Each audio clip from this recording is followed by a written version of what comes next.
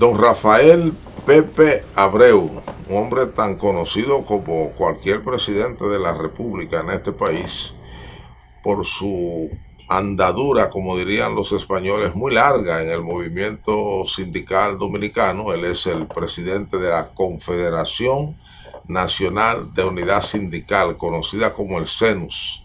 Yo creo que a la gente le gusta decir más CENUS que Confederación Nacional de Unidad Sindical. Un gran conocedor del movimiento obrero dominicano, como tenía que ser, un gran conocedor de las leyes y las normas que rigen las relaciones entre los patronos y los trabajadores, y un testigo de excepción de todo lo que ha ocurrido en ese campo en los últimos años. Yo diría que en la época post-Trujillo, porque su andadura viene desde muy joven entre la política y el movimiento sindical, y después se decantó definitivamente por el movimiento sindical, lo cual no quiere decir que no tiene y no ha expresado en ocasiones sus simpatías políticas. Siempre hay una agenda sobre eh, los reclamos, las necesidades de los trabajadores y las negociaciones que ellos llevan a cabo bajo la tutela de estos líderes con el gobierno, unas veces con organizaciones patronales, otras veces y con la sociedad en general, porque si algo es necesario en este país es mejorar la calidad de vida y mejorar los ingresos de los trabajadores dominicanos. Como en otras ocasiones, yo espero que tengamos una entrevista interesante con el presidente del Consejo Nacional, de la Confederación Nacional de Unidad Sindical, don Rafael Pepe Abreu, esposo, padre y abuelo.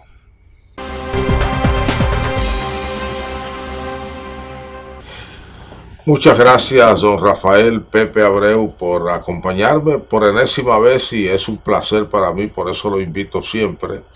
Además de que, como usted y yo ya comenzamos hace rato a peinar canas, nos gusta hablar de hechos comunes del pasado, un poco de historia, rastrear la historia, y yo aprovecho todo lo que usted conoce, no solo de sindicalismo, sino de política y de muchos personajes importantes de la vida nacional, porque creo que un aspecto de su vida que la gente no conoce y que yo he venido a conocer con el tiempo es que usted tiene como zona de entretenimiento leer buena literatura. Sobre todo le gustan las novelas, y veo que le gustan las novelas un poco históricas y que tienen sus raíces en situaciones que usted vivió. Y eso es una gran cosa, ¿no? A veces la gente dice, no, él es solo sindicalista, no, él es solo periodista, no, él es solo médico. Y todos somos como un poliedro que tenemos varias caras, ¿verdad? Algunos somos buenos cocineros, otros somos buenos jardineros, otros somos buenos lectores de cosas que no son de nuestra profesión o de nuestro oficio. A usted le gusta, yo sé bregar mucho con sus nietos, y además disfrutar de una buena novela, sobre todo estas novelas que tratan hechos contemporáneos ocurridos de los años 60 para acá, porque ahora el mundo ha cambiado mucho, pero del 60 y pico para acá, también, sobre todo con el corte de Fidel Castro, la vida en América Latina cambió de una manera extraordinaria, en lo social, en lo político, en lo musical. Cuando uno oye la música de esa época, por ejemplo, nosotros, usted y yo, oíamos danzón como algo normal, ya no se oye danzón. Para nosotros los compadres y esa música, ¿cómo se llama? El son, era algo normal que oíamos en la radio mientras caminábamos. Ahora el son es algo muy sofisticado de un grupo de élite, porque toman, toman lo popular y lo llevan a categoría de élite, porque el son es una música popular, nació popular en Cuba, aunque los santiagueros dicen que fueron una santiaguera que lo llevó a Cuba. Y lo cantan en las calles de La Habana, por todas partes. Aquí era por igual, en los cafetines, en las calles, aquí por Bancola. Y bueno, ahora no, ahora están en los lugares muy exquisitos que llaman de las élites. Pero yo le voy a hacer una primera pregunta que es un poco distante de ahí. Usted se ha tratado con distintos presidentes, con Balaguer, no sé si con don Antonio se trató, con Jorge Blanco, con el doctor Leonel Fernández, con el doctor Danilo Medina y ahora con el doctor Abinader. ¿Con cuál de ellos usted, su manejo ha sido más cómodo, más agradable, se ha sentido mejor? Sí, bueno, bienvenido. Usted sabe que ese preámbulo que usted hizo me atrae mucho, me gusta mucho, porque... ¿Usted bailaba son? No, por esto. Fíjese en esto, por ejemplo. Una gente como yo, que lo que llega es como al 8º curso. Sí. Usted sabe. Hay que subrayar un 8º curso de aquella época. Exactamente, tener la inclinación como por los libros, de ver, sí, como ese refugio en la lectura, nace también de oír, por ejemplo, determinada persona. Por ejemplo, uno lo oye a usted y es un aprendizaje, pero en estos días yo oía, bienvenido, una muchacha contemporánea, una muchacha ahora, y ella está hablando, de bienvenido, de la revista Fémina, que se edita. Ah, esa es mi amiga Lora. Hace 100 años. Elvira Lora. Elvira Lora. Sí, sí. Y sí, yo, sí, cuando veo a esta muchacha, digo, pero déjeme llamarla, a ver dónde está. Y la localizo ahí en Economía, Planificación y Desarrollo. Exacto, ella trabaja por teléfono y le digo. Y fue directora de la Escuela de Comunicación de la Ucamaima. Exacto. Y comienzo a hablar con la muchacha y le digo, mire, ¿usted ha encontrado alguna vez en sus investigaciones, le pregunto yo, a Ricardo Vicente Sánchez Lustrino? Y ella dice, no he oído. Entonces yo le digo, es el precursor olvidado de todo lo que aquí en este país comenzaron a escribir sobre sindicalismo, feminismo, revolución.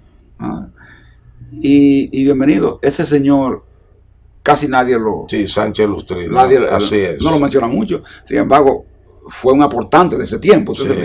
Entonces, volviendo al tema que usted... Déjeme decirle que ella hizo su doctorado en comunicación. Es una joven sobresaliente. Sobresaliente, ¿verdad? Sí. Que es esposa, es madre, es profesora universitaria y también dirige ahora el área de comunicación del Ministerio de Economía, Planificación y Desarrollo. Y es una periodista de verdad, o sea, sabe escribir y ha trabajado en periódicos. Y si usted la ve, es una mujer muy sencilla, ¿verdad? muy elemental, muy humilde, muy amable. Y su tesis doctoral fue sobre esa revista. Pues yo, bienvenido, le propuse inclusive a ella que quería una interacción con las mujeres del sindicalismo, de la confederación nuestra. Exacto. Sabe que está Elogia Familia, que es su amiga, ¿verdad? Sí. Como para hablar, porque me llamó muchísimo la atención que se creyera como que nunca hubo mujeres en esa época tan remota, ¿usted entiende? Que se inquietaran por un tema que parece de hoy, de los últimos tiempos. Y sí la ha habido, ¿entiende? Había una revista, ¿verdad? Como ella plantea en su tesis. Ella escribe en el periódico Hoy cada 15 días. Ella escribe en el Hoy cada 15 días. Y casi siempre es sobre ese tema. Muy bien. Entonces, bienvenido. En los presidentes, fíjense en esto. Por ejemplo, bueno, lo que dije, perdóneme, para redondear su idea. La otra parte. Usted lo que yo entendí es que a pesar de que usted llegó a un octavo curso, yo subrayé de aquella época Sí. su afición por los libros, por la Mm. literatura, por escuchar buenas conversaciones, le ha llevado a darse una formación que si Sí. usted no lo dice, nadie piensa que usted lo que tiene es un octavo curso. Pero Exactamente. Algunos creen otra sí, cosa. sí, sí, pero yo, bueno, porque el Mm. doctorado no es el título. Sí. El doctorado es lo que la gente conoce, sabe y demuestra. Pero yo creo que en el caso suyo, como en muchos otros casos, debe haber influido mucho la formación política de izquierda. Porque eso, la gente no tiene idea de lo educativo que es la ideología política doctrinaria de cualquier partido, pero sobre todo la de la izquierda. Sabe, bienvenido, que eso que usted dice me remonta a una conversación de amigos contemporáneos en estos días, donde una me decía, una de las amigas me decía, Pepe, todo lo que yo hice, mis hijos me lo reprochan hoy, porque yo pude ser esto, ser aquello, y no lo fui por estar en tal cosa. Sí. Decía, no. Si ustedes van a ver como negativo la escuela recibida por esos jóvenes, bienvenidos, un poquito, diríamos así, desamparados, digamos Sí, así, sí. por temas económicos, que eran como nosotros, obreros y bajos, nada más. Esa persona, si no encuentran esa escuela que usted señala de la izquierda, Sí. pudieron haber sido otra cosa. Exacto. Pero quién sabe qué cosa. La delincuencia pudo haber captado muchos de esos jóvenes, Sí. porque la delincuencia estaba ahí también. Correcto. Entonces, diríamos así, esa formación, esa escuela, se constituía en una especie de freno, y además en una doctrina también, ¿verdad? Que le obligaba a usted por determinadas concesiones no caer en determinada tipo de acción y cosas que desviaran el curso de su accionar y de su vida. ¿Usted entiende?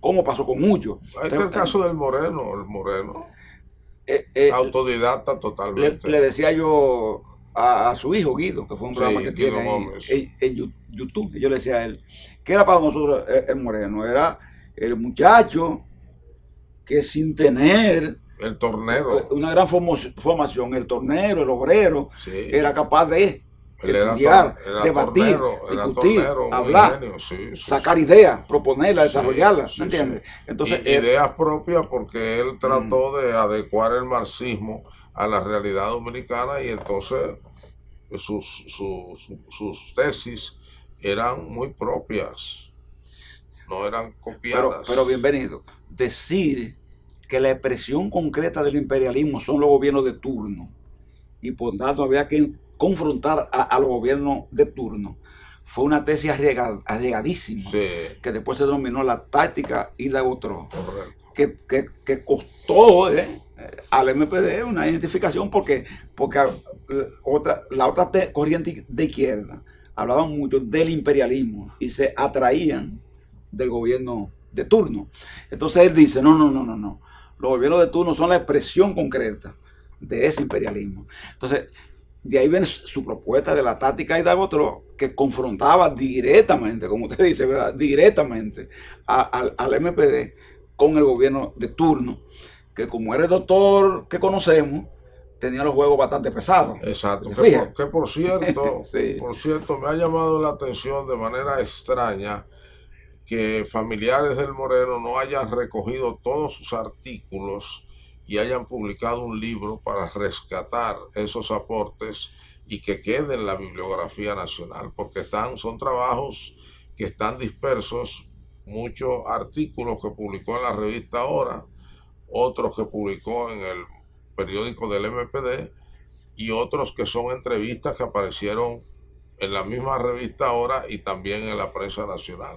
Él, por ejemplo, enarboló en un momento determinado una consigna, una visión, diciendo, haciendo un llamado, y él decía a los jóvenes, a los más jóvenes que él, porque él era un muchacho. Sí, él era un muy muchacho, joven, ¿verdad que sí? muy Pero joven. decía, ¿verdad que sí? O sea, un muchacho que maduró, digamos así, prematuramente, se vio Correcto. obligado a hacerlo y decía, no es tan solo en engrasar el fal mecánico, sino que debemos también aprender a engrasar el fal ideológico.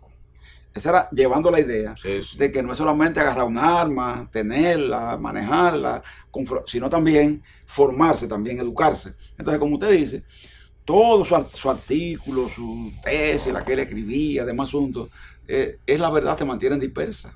Sí, sí, sí. Ahora se va a hacer un acto, se está hablando del 22, con un, 22 o el 28. el 22. 28, es decir, un encuentro, 22, un encuentro como de los SMPDistas, porque, bienvenido, voy a decir una cosa, ese partido llegó a tener El más poderoso. una influencia de masas. El más poderoso. Que Peña Gómez, yo lo recuerdo diciendo en el Acuerdo de Santiago, que a él le sorprendía que donde quiera que iba, en la loma más remota, salía una bandera roja y negra. Exacto. Entonces decía, pero ¿verdad? O sea, él se sorprendía sí, sí, sí, de la influencia de masas de ese partido. Sí, sí, y un era partido así. además con una táctica de infiltración en organismos claves.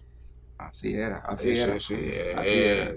uno se asombra, con las personas que uno conoce que le dicen a uno, yo fui del MPD. Yo fui organizado porque además ellos tenían un trabajo que era como una cara oculta que no se conocía mucho por células. Sí, sí. Y yo le puedo decir que el mismo Moreno dirigía una célula para periodistas para enseñarle materialismo dialéctico y razonarle los principios del marxismo.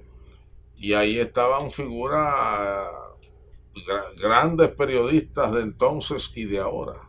Y estaban ahí, usted comprende. Ahí. Y mucha gente no sabía porque usted dice, había una cara oculta que era la crítica que le hacía a Mauri Germán. Digo, esa cara oculta es un trabajo que no se conoce, claro, que eran esas células. A Mauri Germán le hacía una crítica al MPD y decía, es un partido valiente, de masa.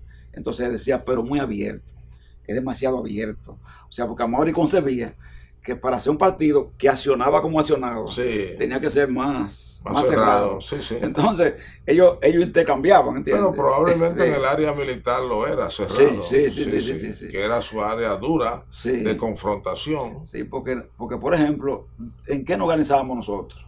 Básicamente, nosotros nos organizábamos sindicatos clandestinos, teníamos FOXA, ¿verdad?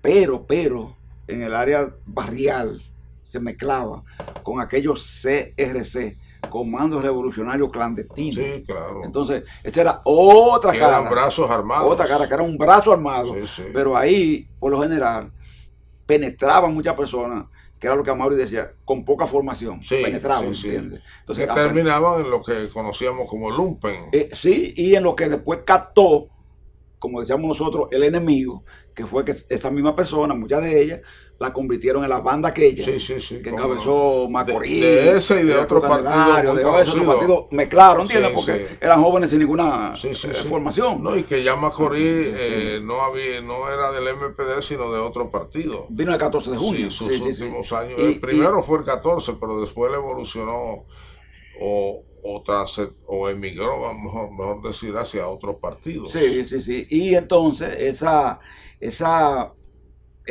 formación, por ejemplo, de los comandos, se dieron cuenta, diríamos así, los aparatos de seguridad que podían ser captables para otras cosas. Y entonces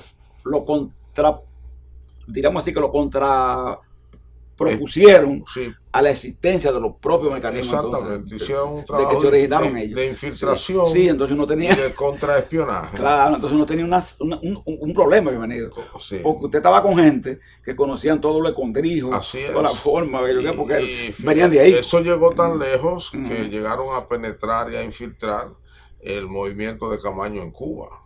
Sí. Lo que le permitió al gobierno dominicano y a la CIA saber siempre todos los pasos que estaba dando Camaño. Ahí fue Enemencio de la Cruz, que fue una persona sí, mandada de aquí, reclutada aquí, sí. ella duró 20 años en Cuba, preso, sí, preso, sí. porque lo descubrieron. Volvió aquí. Me dicen que está por ahí, por la parte alta de la ciudad todavía. Ese era Luis Varilla. Sí, así mismo. Así mismo. Vamos a un segmento comercial para comenzar por la pregunta de su relación con los presidentes en tanto que dirigente sindical.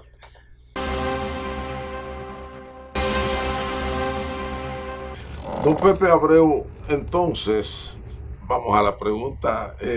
Nos entretuvimos en lo que nos gusta, un poco de historia. Lo que nos oye dice de que mire, esa es la mejor señal de que se están poniendo adultos que les gusta más el pasado que el presente. Dígame usted, de todos esos presidentes que mencionamos, ¿con cuál se llevó usted en términos personales y de negociación sindical mejor? No quiere decir el que era más fácil, sino, digamos, donde usted se sentía mejor. Yo sé que hubo algunos, como Leonel, Danilo, con los que usted no tuvo demasiadas relaciones, porque ellos eran un poco distantes del movimiento sindical, como que le daba vergüenza frente a los empresarios. Fíjese que yo era, usted sabe, por formación, no teníamos el tema del antibalaguerismo. Exacto. Básicamente por lo que pasó en los 12 años. Entonces, con el doctor, yo tenía como una distancia de cuando se hablaba de ir Palacio, siempre yo trataba como de eludir. Un día fui con Francisco Santos, persona, ¿verdad? A una reunión con él. Y el doctor estaba ahí, como siempre, con sus generales, ¿verdad? Y su asunto así. Y el doctor Santos le estaba reclamando por los empleados públicos, explicando, era secretario general de la CGT, explicándole cómo estaban cancelando los empleados públicos. Eso fue cuando el doctor volvió, ¿verdad? Subió después de que salió en los 12 años y volvió, pasado los gobiernos de Guzmán y Jorge Blanco. Entonces, Santos le está reclamando y le dice que hay que aplicar la ley, servicio cívica, regla administrativa. ¿Usted sabe cómo era Santos de enfático, verdad? Entonces, el doctor le dice, señor Santos, llévese la mano al corazón junto conmigo. Le dice, se pone la mano, dique en el corazón, y le dice, mi gobierno es de los reformistas, de los PRDistas, de los PLDistas, de todo, y también de los comunistas, porque quizá en el fondo de mi corazón también yo sea un comunista. Así y quiero decirle a usted que si yo aplico esa ley, tengo que cancelar a toda esa persona analfabeta y semianalfabeta que están en el gobierno, y que yo lo mantengo solo para mantener la paz y la tranquilidad del país. Es decir, este hombre lo que le gustaba era como hacer pronunciamientos que impresionaran el interlocutor. Esa era la técnica de Balaguer, ¿verdad? Entonces, veo, mirando así, después uno se va, por ejemplo, a una persona como Hipólito, una franqueza enorme. Mira, Pepe, come solo. Tú lo que vives es defendiendo a esos come solo, que son tan malos, que ellos que van. Ese era el trato, ¿verdad? Y que uno le dice, mire, ahí está Soldevila, que canceló 3 compañeros de salud pública, 3 dirigentes ahí. Dame los nombres que yo cuento. Mire, se llama así, para plano, lo canceló. Bueno. Y después usted lo vuelve a ver porque no descartaba nunca que usted lo viera. Y le pregunta, mire, presidente, pero Soldevila no le puso la gente. Pepe, ¿y qué yo hago con un dinosaurio así? Yo se lo mandé, tú viste la firma, sí. pero si no lo hizo, ¿verdad? ¿Qué puedo yo hacer con ese dinosaurio? ¿Entiendes? Así lo resolví. La salida hipolitita, ¿verdad? Leonel, usted sabe, como te dice, más distante, profesor, ¿verdad? Como distancia, ¿verdad? Danilo un poquito más cercano, sí, pero siempre en un límite muy, muy reducido. O sea, nunca quería recibir gente que pasaran de un número X. Exacto. ¿Entiendes? Este presidente, Abinader, tiene esa es una de sus virtudes, que siendo de una clase como más, digamos así, más alta, de punto de vista, social, que cualquiera de los otros socialmente, Él, por ejemplo, ahora, 1 de mayo, él nos dijo a nosotros, mire, yo lo voy a recibir con un almuerzo en el palacio, vengan. ¿Y cuánto? Que yo qué, a través de la FAE Santo. No, que vengan por lo menos 30 gente por central. Eso significa recibir 90 gente. Sí, bienvenido. Exacto. Entonces usted dice, bueno, el hombre está recibiendo 90 personas, Sí. pero entonces hace un gesto, bienvenido. Él va y la saluda mesa por mesa. O sea, nos invita a un almuerzo y va y lo saluda uno por uno. ¿Usted entiende? Se dirá que eso es buena costumbre, Sí. cortesía, usted ve. Pero el que recibe el gesto de él, lo entiende como que lo está importantizando. Y además no le tiene miedo a la clase No le tiene empresarial. miedo, exacto, no tiene miedo a la clase para hacer eso, ¿verdad? Exactamente. Entonces uno dice, quizás lo hace porque viene de esa misma clase, ¿entiende? Y siente que tiene la fuerza para hacer eso. Pero usted lo que ve es el gesto, usted ve. Ya. Es el gesto de la persona. Entonces, en ese sentido. Y en las negociaciones. Y entonces en las negociaciones. ¿Cuáles son los más abiertos? Pasa lo mismo. Pasa lo mismo. La persona que más. Por ejemplo, mire ahora. Este señor fue de las 15 tarifas que nosotros revisamos, él fue directamente a 3. A las 3 más complicadas. Él fue. No a la negociación, sino al cierre de la tarifa. Exacto. Pero fue. ¿Entiendes? Fue como para evidenciar frente al empresariado, diríamos así, más que frente a nosotros, que él estaba atento a ese tema. Exacto. Y que le interesaba una solución. Entonces por eso uno dice, bueno, y si este hombre, yo mismo se lo dije en Palacio ese día, quizás si no hubiese llegado en medio de una pandemia y de una guerra, pudiese haber hecho mucho más cosas. Ya. A favor del movimiento, diríamos así, de los trabajadores, que en el estado de situación actual que obliga. Y las tarifas se han revisado. En alguna forma, ¿verdad?, a concentrarse en un tema, concentrarse en el tema de la pandemia o en el tema de la guerra.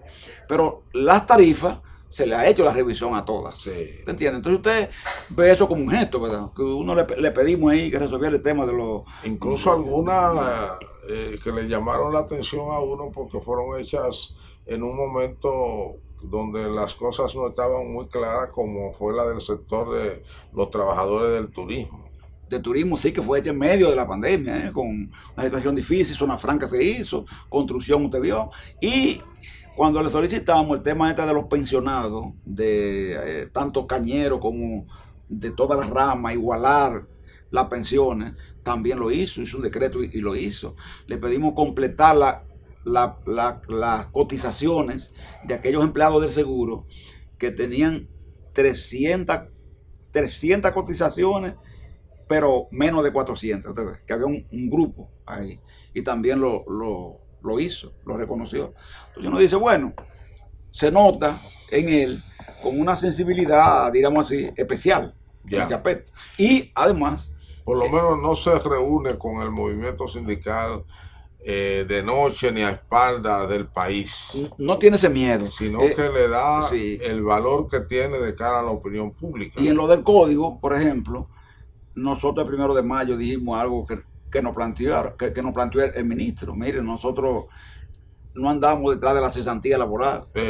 Y eso también fue un gesto, ¿verdad? Sí. Que uno lo ve porque usted sabe cómo se manejó el gobierno anterior con ese tema. ¿Entiendes? Que algunos, diríamos así, poderosos ministros no quisieron mantener posición pública, pero por temor al empresariado. Por temor al empresariado, y cuando la mantuvieron pública, lo hicieron a favor de la visión empresarial. ¿Entiendes? Y eso hay que decirlo también. Ya.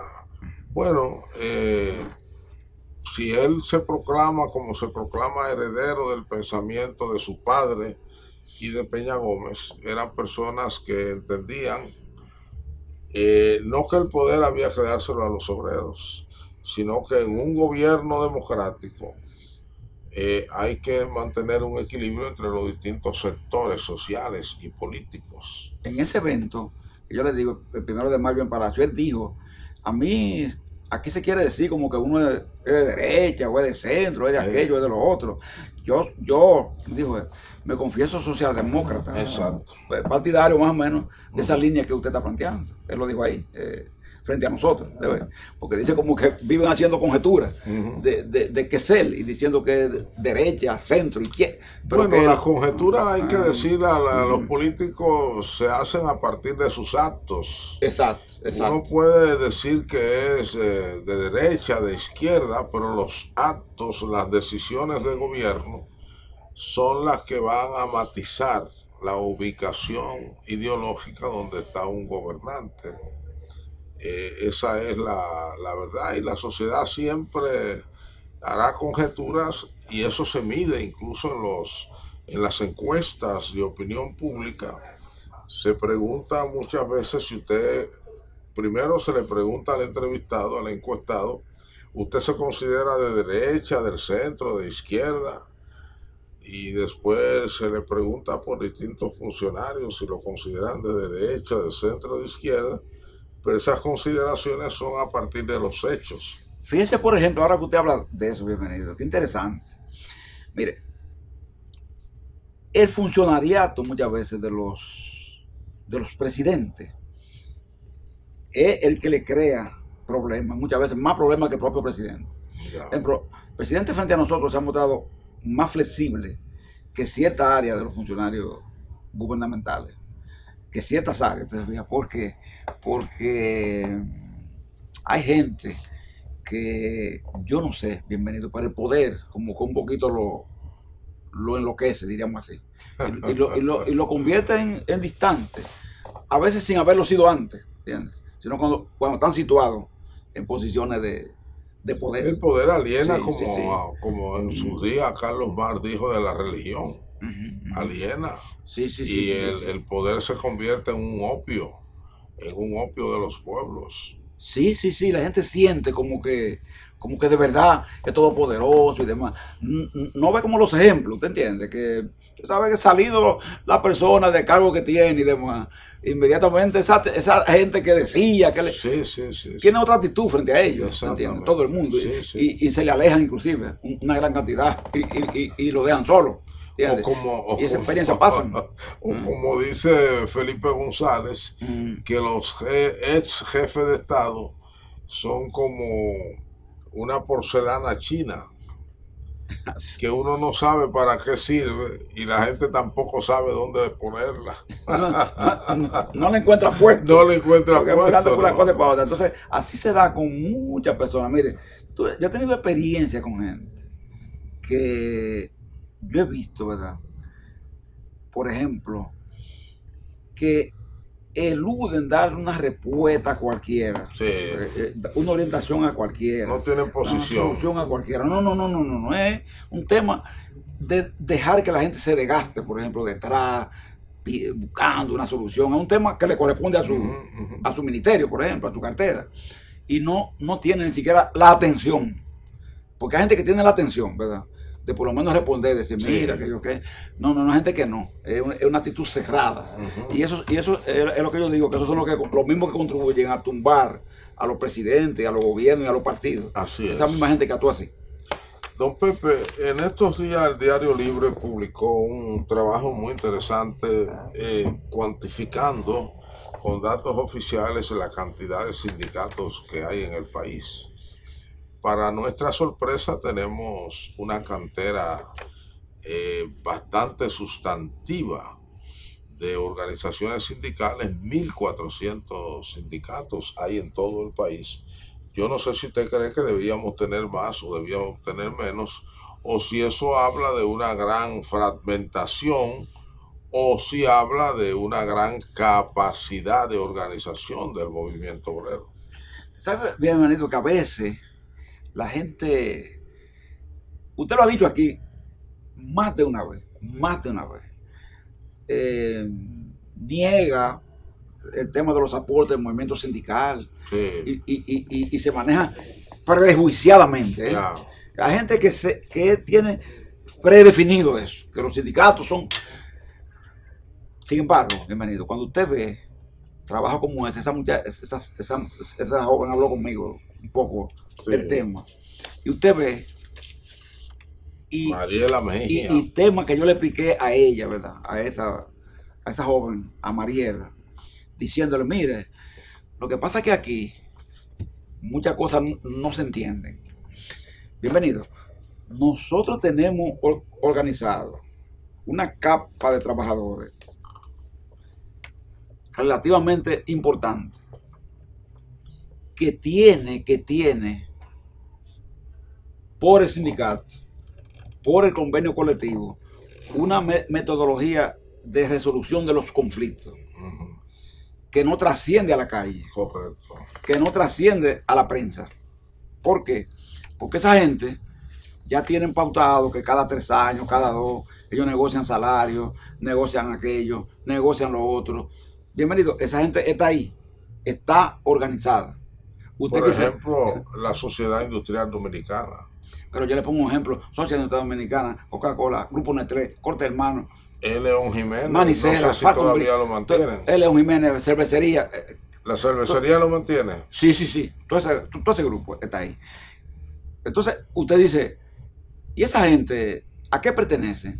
Esa gente son de la central. Exacto. Por ejemplo, son de la central nuestra. Están Exacto. ahí. Ahora, nosotros, esa gente sale a la calle, esa gente no sale a la calle, a menos que no sea por una manifestación como la del 1 de mayo. Exacto. En la plazoleta Mauricio Báez, ellos estuvieron. Exacto. Entonces muchos dicen, pero mira, qué gran manifestación, la del 1 de mayo de los sindicatos. Pero nosotros creíamos que los sindicatos no existían. Habían muerto, habían fallecido, no estaban.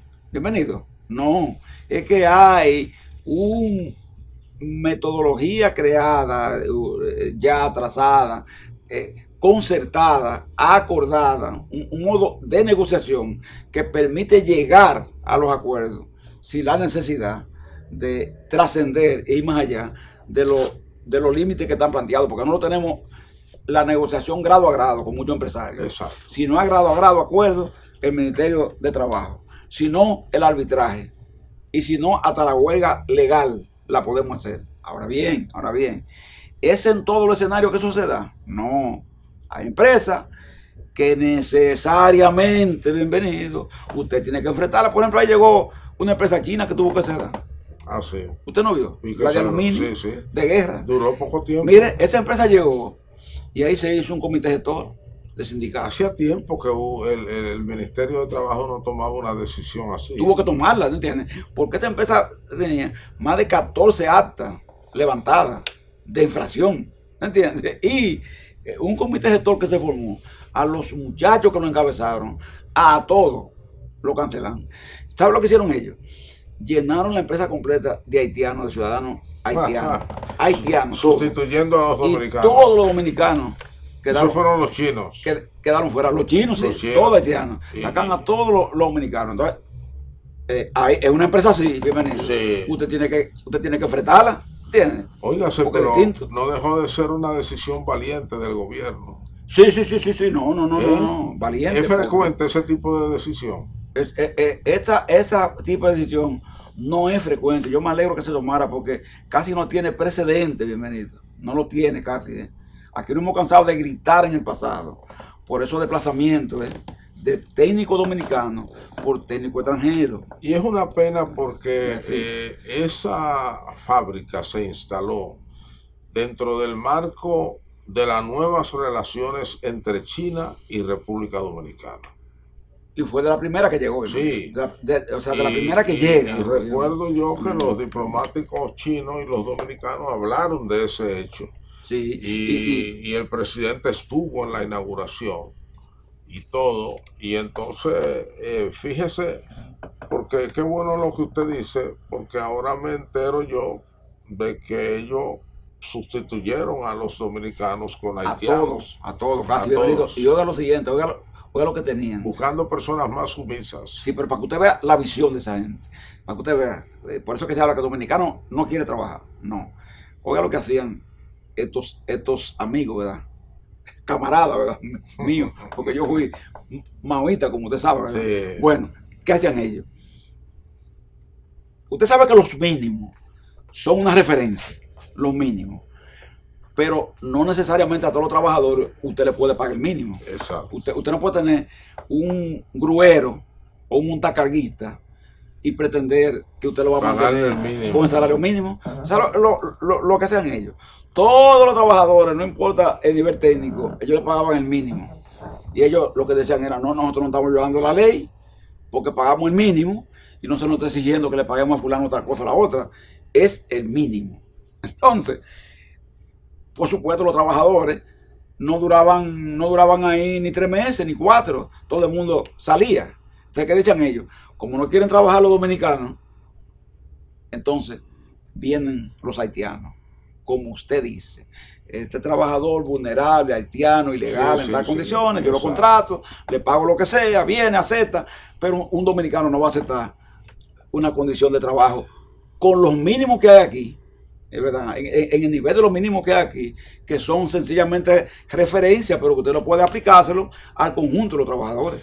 Mire, eso me lleva a mí a un tema en el que yo he reflexionado en el pasado. No lo he puesto mucho porque es un tema que toca sensibilidades.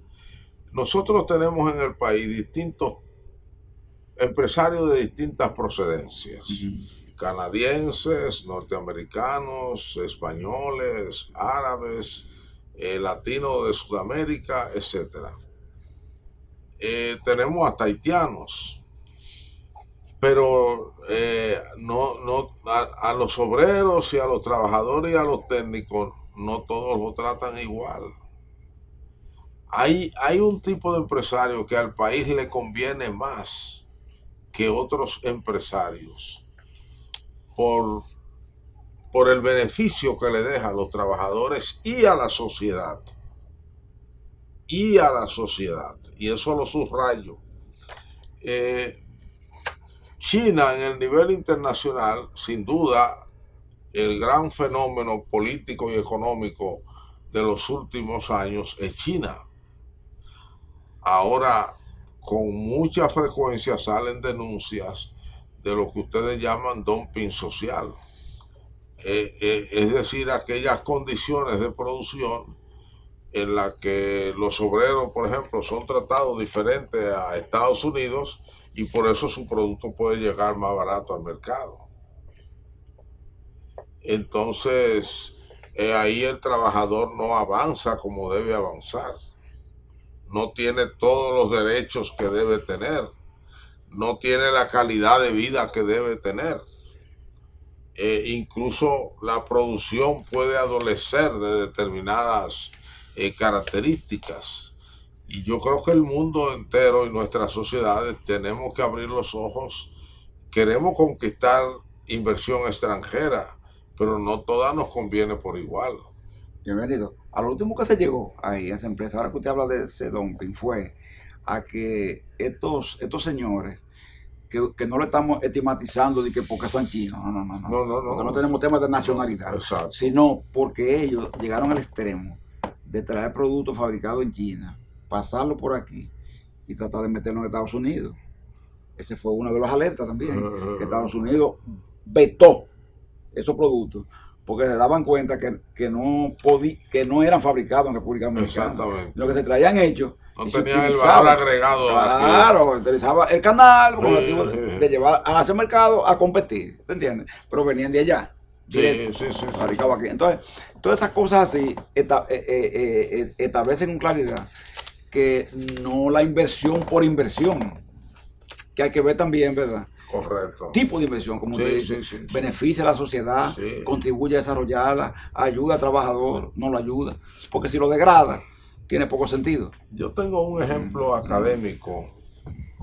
Cuando yo hice mi posgrado en la UAS sobre metodología de investigación aplicada a la realidad social dominicana, que era una institución, el CERES, que dirigía don Luis Gómez. Se trajo a un extranjero, un expositor mexicano muy capaz, y discutiendo todo el tema del capital. Bueno, en ese curso estaba Fafá Tavera, estaba Julio de Peña Valdés y mucha gente importante de la izquierda. ellos defendían lo que llamaban el capital nativo. Entonces, el expositor decía que el capital no tiene ciudadanía. Y le señalaba, vamos a ver, para el obrero dominicano, da igual trabajar en el Central Romana o trabajar, y mencionaba otros ingenios que no quiero mencionar, incluyendo Alsea, más otros del sector privado. Y dijeron todo no en el Central Romana. Entonces dijo, pues conviene más el Central Romana que esos otros, aunque el Central Romana no es de capital nacional, los otros sí lo son, pero el nivel de explotación del trabajador es mayor. Yo cuido, uno bienvenido a veces, con las transnacionales, tiene experiencia distinta, pero yo le voy a confesar esto, bienvenido. Con las transnacionales, nosotros hemos tenido en ocasiones mucho más oportunidad que con empresas nativas, porque ellas tienen que cuidar mucho el aspecto de su estructura como tal. Correcto. Internacional. Tienen que cuidar eso porque están muy sujetas, ¿verdad? A vigilancia mayor. Por ejemplo, cuando usted, frente a OIT, somete una empresa, ¿verdad?, ante la Comisión de Libertad Sindical de OIT por violación a los derechos de trabajadores. Si la empresa sometida es una transnacional, la atención de todo lo concernido en OIT se vuelca más hacia eso, claro, que cuando eres una empresa, correcto, de carácter local, por ejemplo, etcétera, etcétera, se vuelca mucho más. ¿Por qué? Porque esa empresa tiene determinados estándares internacionales que la comprometen a respetar determinadas normas. Así es. Y dentro de esa norma está respetar, por ejemplo, los derechos sindicales. Sí. Violó los derechos sindicales una empresa X que no tengo que mencionar. Pues, pero eso usted tiene en qué apoyarse para decir, mira, esta empresa que tiene este compromiso internacional en el plano de este respeto, de este derecho, no lo está haciendo. Y le caen sanciones, ¿tú sabes? Y muchas empresas se repliegan a veces debido a esa situación que tienen. Don Rafael, Pepe Abreu, llegamos al final del espacio. Yo creo que vamos a tener que reunirnos pronto para hablar del temario de los trabajadores en la sociedad de hoy, que ya comenzamos a caminar en la sociedad post pandemia, aunque hay algunos amagos fuera del país, pero entre todas las decisiones tomadas aquí, la disciplina de los dominicanos, aunque seamos orgullosos, más la gracia de Dios, creo que no nos ha ido tan mal en la pandemia y esperamos que las cosas sigan así. Y yo sé que hay ya importantes temas que debemos tratar y en la próxima vamos a no salirnos de la agenda sindical, pero ha sido un gran programa y agradezco sobremanera todos esos saberes, experiencias y conocimientos que usted siempre comparte con nosotros, gracias a su muy dilatada vida sindical. ¿Cuántos años son ya en la vida sindical? Yo digo, 68 para acá, son muchos. Sí, 22 más 22, 44. Sí. Bueno, por suerte usted ya está pensionado, ¿no? Sí, menos mal, porque ya se merecía. Usted no quiere descansar, pero merece estar disfrutando con sus nietos, ¿no? Iremos caminando ya hacia eso. Ya. A ustedes gracias por igual. Nos vemos en el próximo programa.